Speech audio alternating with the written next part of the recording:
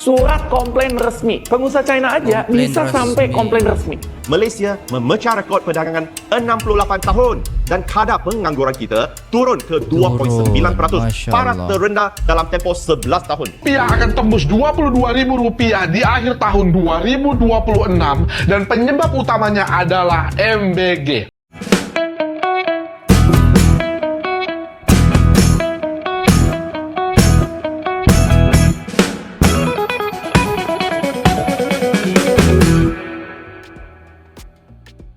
Assalamualaikum warahmatullahi wabarakatuh. Jumpa lagi dengan saya guys, Cak Mujib. Gimana nih kabar teman-teman semua? Semoga sehat selalu dalam lindungan Allah Subhanahu wa taala, dijauhkan dari segala mara bahaya, malapetaka, bencana dan bala serta berbagai macam penyakit.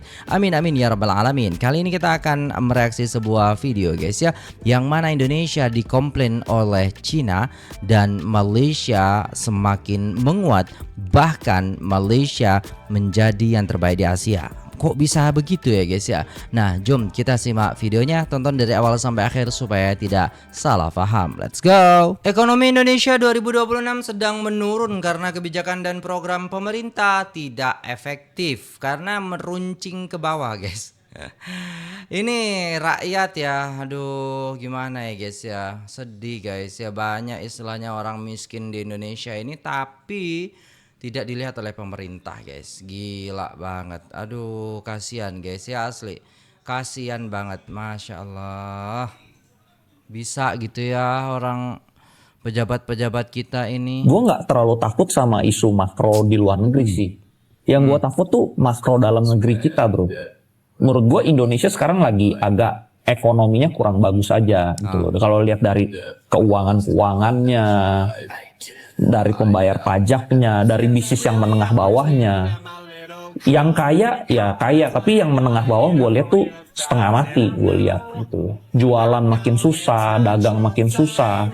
Itu nggak duitnya nggak turun ke bawah gitu. Terus pembangunan nggak ada, nggak banyak kan pembangunan kan pembangunan semua dialirkan ke tempat lain gitu. Ya begitulah. Jadi pembangunan nggak ada ya, orang material, tukang semua kan ya nggak signifikan lah. Nah ini menarik nih. Menariknya, ketika mayoritas mata uang negara berkembang di Asia mengalami tekanan akibat menguapnya dolar Amerika Serikat, ringgit Malaysia justru bergerak berlawanan. Data yang kami pun menunjukkan bahwa ringgit Malaysia menjadi salah satu mata uang dengan performa terbaik di kawasan sepanjang tahun ini. Ketika mayoritas mata uang negara berkembang rontok oleh keperkasan dolar Amerika Serikat, ringgit Malaysia justru mencatatkan rally penguatan yang signifikan hingga menembus ke bawah level psikologi 4 ringgit Malaysia per US dollar. Kondisi tersebut menjadikan ringgit sebagai salah satu mata uang paling tangguh di Asia saat ini. Fenomena ini kemudian memunculkan pertanyaan yang banyak dibahas oleh para pelaku ekonomi. Mengapa dua negara ASEAN yang sama-sama kaya sumber daya alam dapat menunjukkan performa mata uang yang sangat berbeda dalam situasi global yang sama? Kira-kira menurut Anda kenapa? Menurut analis yang dihimpun tim kami, terdapat dua faktor utama yang menopang kekuatan ringgit Malaysia. Satu, booming investasi teknologi dan AI.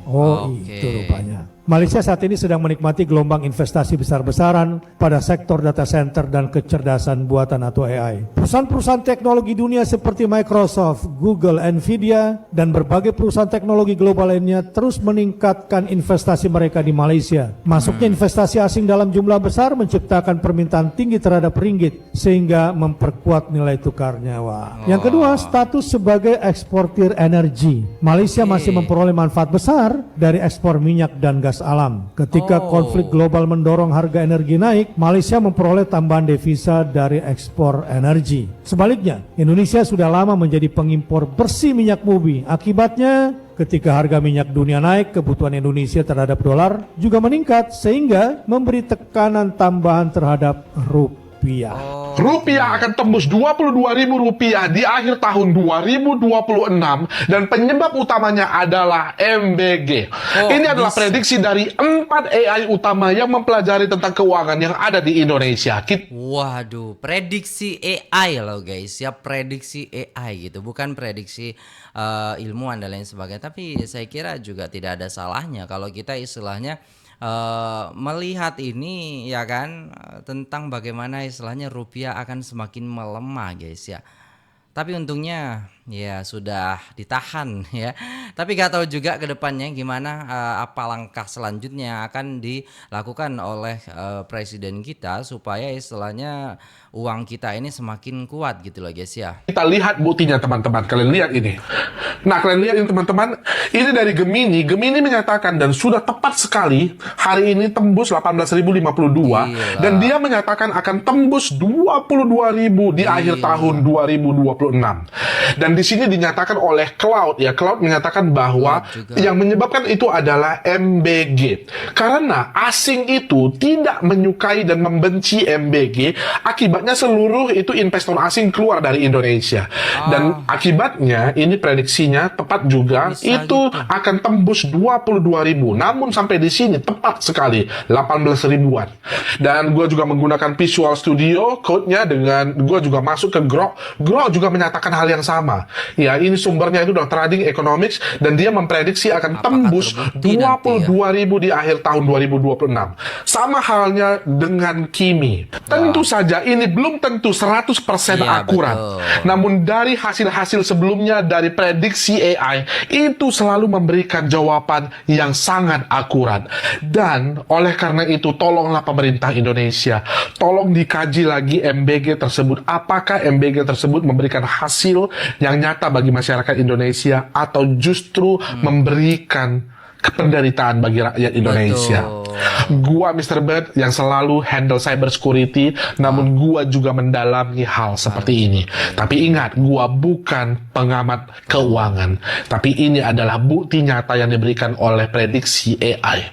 Wow, Semoga tidak Malaysia terjadi adalah lah. antara negara yang paling tinggi berjaya mendapatkan semula aset jenayah kewangan berskala besar. Itu menurut SPRM. Guys, menurut SPRM, negara kita dah berjaya dapatkan balik kira-kira 31.3 bilion ringgit ataupun 74.5% daripada keseluruhan 42 bilion ringgit yang dikaitkan dengan skandal 1MDB. Dan sebenarnya angka ni dia lebih tinggi daripada sasaran awal iaitu sekitar 70% sahaja.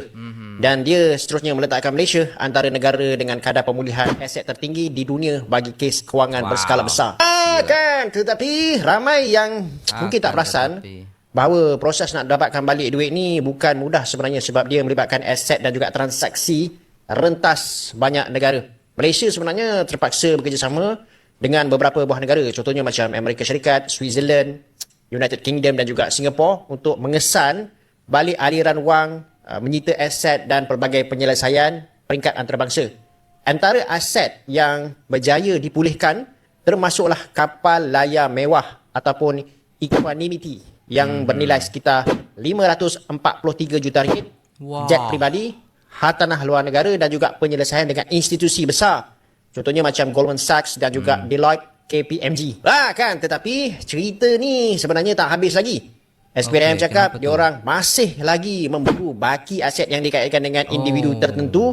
Ini termasuk bekas eksekutif Petro Saudi iaitu Tarek Obaid dan juga keluarga Jolo.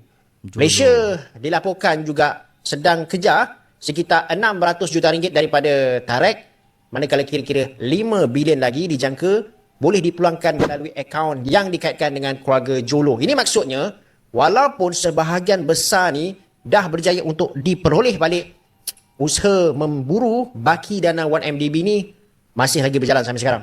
Keadaan lagi susah, malah ditambah susah. Itu tema ekonomi Indonesia bulan ini. Isu koperasi merah putih yang kayaknya agak dipaksain untuk jalan. Bener. Alfamart Indomaret berizin, yang asal ditutup di Lombok. Kebijakan ekspor tambang satu pintu. Sampai-sampai Kadin Cina aja nyuratin resmi Prabowo ngeluh tentang iklim usaha di Indonesia.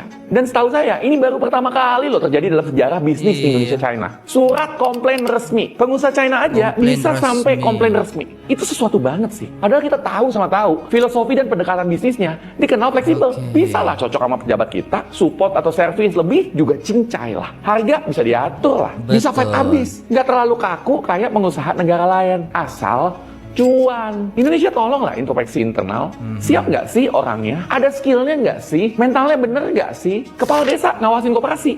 Pernah ngawasin bisnis nggak? Tahu nggak apa yang diawasin? Bener. Ngerti manajemen nggak dia? Alfamart Indomaret ditutup. Perusahaan berizin ditutup. Terus gunanya izin apaan? Lapangan Bener. kerja gimana tuh? Hidup ngarepin MBG dan dana tunai kah? Saya bertanya dengan tidak. halus ya. Ekspor tambang satu pintu.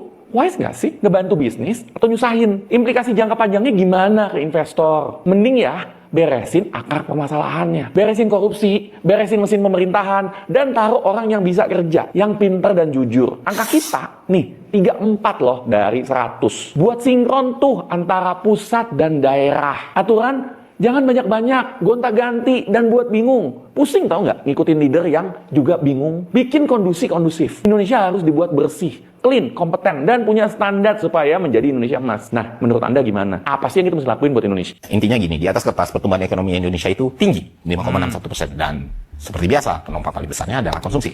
Inflasi kita juga terkendali, teman-teman, 2,42% ya. Kalau angka realnya mencapai 498,8 triliun, dan ini tidak buruk sama sekali. Tapi ada tapinya nih. Karena harus kita perhatikan lebih dalam lagi. Seperti yang gue jelaskan di konten sebelumnya, pertumbuhan itu banyak ditopang oleh belanja pemerintah. Konsumsi pemerintah itu tumbuhnya bukan cuma tinggi, tapi sangat-sangat tinggi, yaitu 21,81% year on year. Sementara belanja negara kita sampai 31 Maret 2026 itu, kalau nggak salah, mencapai angka 815 triliun. Naik 31,4 year on year persen ya. Dan ini udah kita bahas lebih detail di konten sebelumnya. Intinya, walaupun konsumsinya masih paling besar, kalau motornya masih belanja pemerintah, ekonomi kita itu jadi rentan, kawan-kawan. Kenapa rentan? Karena gini, begitu ruang fiskalnya menyempit, subsidi membesar, dan rupiah akan semakin melemah. Jadi problem utamanya bukan ekonomi itu tidak tumbuh, melainkan pertumbuhannya itu makin mahal untuk dipertahankan. Dan kalau kita lihat APBN hari ini, ada juga hal yang harus ditindaklanjuti dengan serius. Karena defisit APBN Q1 2026 itu mencapai angka 240,1 triliun. Atau 0,93% dari PDB. Dan kalau dibandingin sama tahun sebelumnya, ini melonjak 140,5%. Gila. Cuma dalam satu atau satu kuartal gitu. Jadi Gila. pemerintah kita sudah memakai sekitar 36,8% dari batas defisit tahunan. Nah, kalau belanja ini tidak di-manage dengan baik, teman-teman, resiko overshot defisit itu bisa jadi nyata. Kenapa ini penting? Karena APBN adalah bantalan utama dalam menghadapi krisis. Ketika ekonomi terguncang, negara butuh uang fiskal untuk melindungi masyarakat, untuk menjaga stabilitas harga, membantu sektor produktif, dan meredam gejolak, maka APBN lah yang akan kita gunakan dan kita andalkan. Tapi kalau ruang fiskalnya sudah terkuras sejak awal tahun, kemampuan negara untuk merespon krisis ini jadi lebih sedikit dan lebih terbatas. Itulah yang menimbulkan pertanyaan dan kekhawatiran dan desakan kenapa ini harus di-manage dengan benar. Karena beban fiskal kita juga semakin berat. Salah satu faktornya ya harga minyak dunia melonjak. Harga minyak mentah dunia itu sekarang mencapai 117,31 dolar per barrel gitu. Jauh di atas asumsi APBN yang hanya 70 dolar per barrel. Jadi selisihnya hampir 47 dolar. Artinya setiap kenaikan 1 dolar per barrel di atas asumsi APBN menambah beban fiskal bersih kita sekitar 6,7 triliun rupiah. Jadi kalau harga minyak tinggi ini bertahan lama ya, tambahan tekanan terhadap subsidi dan kompensasi energi itu bisa mencapai ratusan triliun rupiah, bos. Dan disinilah yang namanya tekanan eksternal bertemu dengan kerentanan domestik. Karena negara kita ini, Indonesia ini, negara yang masih sangat sensitif terhadap harga minyak, nilai tukar, dan arus modal asing. Dan ketika pasokan minyak mulai langka karena Selat Hormuz terganggu, harga energi global naik. Ketika harga minyak naik, beban subsidi meningkat. Ketika subsidi meningkat, defisit fiskal melebar. Ketika defisit fiskal melebar, kepercayaan pasar bisa turun. Ketika kepercayaan turun, rupiah melemah. Ketika rupiah melemah, biaya impor naik. Dan ketika biaya impor naik, inflasi berpotensi meningkat. Rantai kausalitas panjang ini akhirnya punya ujung yang konkret, teman-teman. Harga naik, daya beli turun, APBN tertekan. Malaysia memulakan tahun 2026 dengan teguh, bukan dengan krisis. Kenapa kita kata teguh? Ini 7 petunjuk mengapa negara kita memulakan tahun ini dengan teguh. Pertama, prestasi perdagangan Malaysia telah memecah rekod walaupun dunia berdepan ketidaktentuan akibat perang dagang, perang dingin, dan konflik ketenteraan. Jumlah perdagangan Malaysia melepasi 3 triliun ringgit pada tahun 2025. Ini adalah yang tertinggi dalam sejarah kita. Jadi bagaimana Malaysia boleh memecah rekod perdagangan selepas 68 tahun? Menurut Datuk Seri Rizal Marikan, Pengerusi Perbadanan Pembangunan Perdagangan Luar Malaysia, MATRIK, jawapannya terletak pada diplomasi ekonomi yang proaktif. Beliau menyifatkan prestasi rekod ini adalah hasil usaha gigih Datuk Seri Anwar Ibrahim di luar negara yang merangkumi kira-kira 40 buah negara termasuk Afrika, Amerika Latin, dan Asia Tengah bagi membuka pasaran baharu serta memperkukuh hubungan dagang. Rizal memang betul. Cuba kita lihat dengan lebih mendalam. Contohnya, ekspor ke Kyrgyzstan melonjak lebih 200% selepas lawatan Anwar ke negara itu pada Mei 2024. Begitu juga dengan Uzbekistan di mana ekspor Malaysia meningkat kepada lebih 460 juta dan Kenya mencecah 6 bilion ringgit. Malah Anwar adalah Perdana Menteri Malaysia pertama yang melawat Suruhanjaya Kesatuan Afrika. Kesatuan Afrika terdiri lebih daripada 50 negara anggota yang mewakili 1.5 bilion penduduk di seluruh benua itu. Mungkin anda mempunyai pandangan sendiri tentang Anwar Ibrahim. Namun, satu fakta yang suka disangkal, usaha berterusan beliau mempromosikan Malaysia di luar negara telah membuahkan hasil dalam bentuk peluang perniagaan sebenar, ekspor yang lebih kukuh dan ciptaan peluang pekerjaan domestik.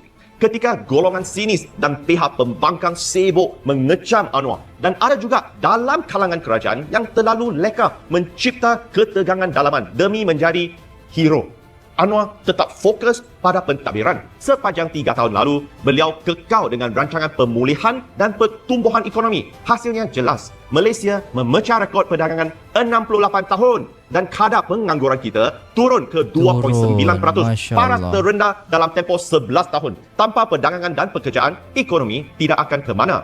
Kedua, nilai ringgit kembali kukuh. Pada tahun 2025, ringgit muncul sebagai mata wang dengan prestasi terbaik di Asia, meningkat hampir 10%, kenaikan paling kukuh di rantau ini. Kebangkitan semula ini didorong oleh imbangan dagangan yang kuat, keyakinan pelabur yang meningkat dan hala tuju ekonomi yang jelas oleh kerajaan Anwar. Ringgit yang lebih kuat mengurangkan inflasi import dan menstabilkan kuasa beli rakyat Malaysia. Lebih penting lagi, ia memberi isyarat bahawa pasaran global kini menilai semula Malaysia secara positif. Ketiga, sektor perbankan Malaysia kini lebih teguh berbanding sebelum pandemik. Pinjaman tidak berbayar (NPL) turun kepada 1.4% pada akhir 2025 berbanding 1.5% pada 2019. Bank-bank kini melihat kurang pinjaman lapuk berbanding sebelum COVID. Bermakna lebih ramai individu dan perniagaan mampu membayar hutang mereka tepat pada masanya. Ini adalah salah satu tahap terbaik yang pernah kita lihat dalam tempoh bertahun-tahun. Kualiti aset bank lebih tinggi, hasil dividen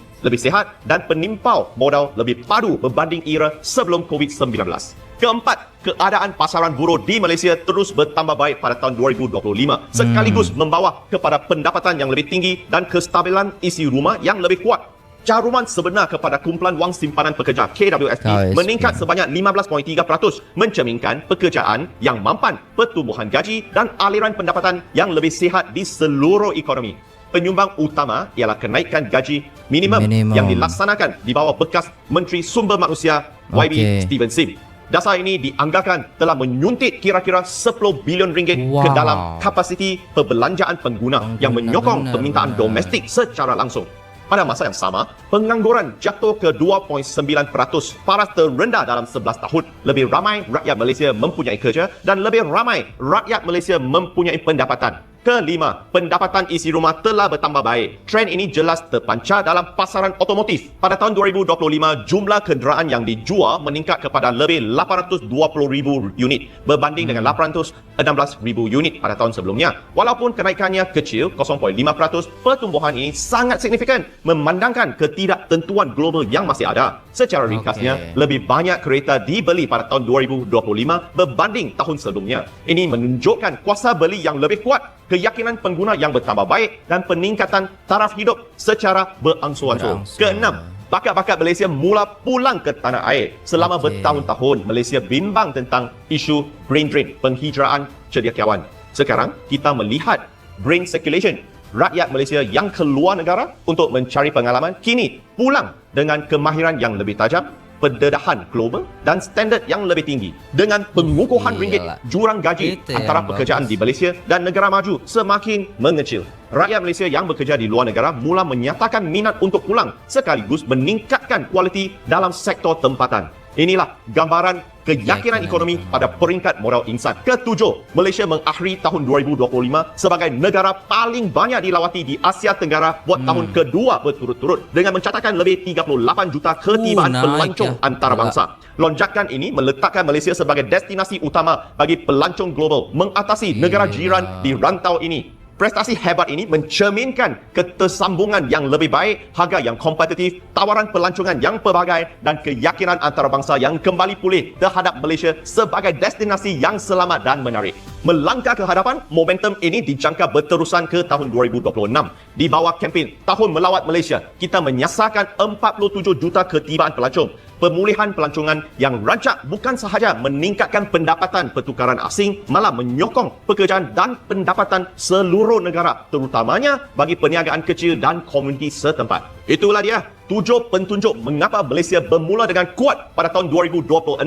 Negara kita memasuki tahun baru dengan momentum yang didasari oleh institusi yang lebih kuat, keyakinan yang kembali pulih dan hasil ekonomi yang nyata. Di bawah kepimpinan Anwar Ibrahim, Malaysia sedang membaiki asas negara, memulihkan kepercayaan dan membina semula kredibiliti di pentas dunia. Zaman di mana Malaysia dibayangin oleh skandal seperti 1MDB, Lembu Kondo dan syarikat kerajaan yang gagal kini sudah berlalu. Malaysia kini melangkah ke tahun 2026 dengan penuh momentum. Masih banyak kerja yang perlu dilakukan. Namun dengan hala tuju yang jelas di bawah kerajaan perpaduan pimpinan Anwar. Mari kita bina Malaysia bersama. Alright guys, udah selesai videonya. Gila banget guys ya. Indonesia dikomplain oleh Cina, sedangkan Malaysia malah pecah rekor terkuat ringgitnya guys ya. Gila, rupiah jadi paling teruk sekarang ini, dan dijangka akan di akhir tahun ini menjadi 22.000 1 dolarnya. Buah, gila sih. Ini bikin kita tuh kayak gimana gitu loh guys ya, mikirnya gitu. Kalau pemerintah tidak mengambil ya kebijakan-kebijakan yang lebih bijak lagi, terutamanya tentang MBG yang membuat investor asing itu keluar gitu guys ya. Ini sangat-sangat meresahkan gitu loh bagi kita semua sebagai rakyat Indonesia gitu loh guys ya. Dan anehnya kenapa Malaysia bisa lebih kuat ya kan, bisa dipercaya oleh investor-investor asing dan juga ekspornya mereka semakin meningkat. Dan ini kita kayaknya memang harus belajar kepada negeri jiran gitu. Kita sama loh guys ya, tempatnya kita itu antara Malaysia dan Indonesia gitu kan. Kenapa kita yang lebih kaya ini malah terpuruk gitu loh guys. Jangan sampai seperti itu ya guys ya. Semoga kedepannya lebih baik lagi dan Indonesia lebih maju dan lebih mementingkan kesejahteraan rakyatnya. Amin amin ya rabbal alamin. Oke, itu dulu videonya. Terima kasih sudah tengok video ini sampai selesai. Jangan lupa like, share, komen, dan subscribe. Saya pamit undur diri. Assalamualaikum warahmatullahi wabarakatuh.